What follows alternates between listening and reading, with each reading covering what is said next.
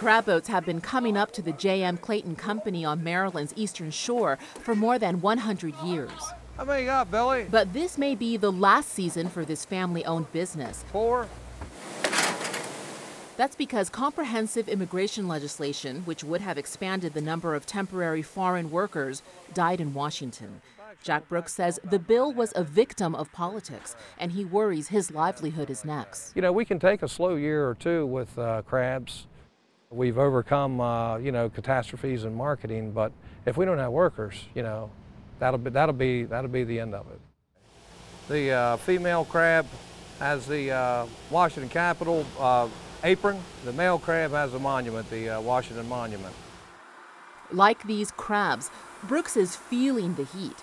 He says he follows the rules by legally contracting Mexicans because most local workers have found jobs that are more forgiving and steady. But with legislation stalled, the number of guest workers allowed into the United States under H-2 visas is capped at 66,000. By the time the crabbing season gets underway, many immigrant workers are snapped up by other businesses whose season starts earlier.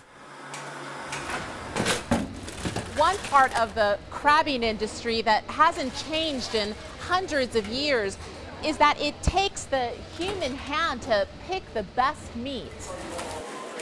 After 9 years here, Consuelo Martinez has earned the title of master picker.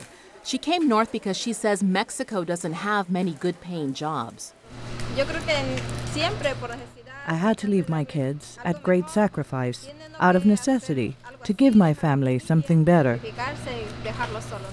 And she'll continue coming back as long as she is able to renew her visa. Brooks keeps navigating through reams of paperwork necessary to get his temporary workers secured for the next season. Good morning.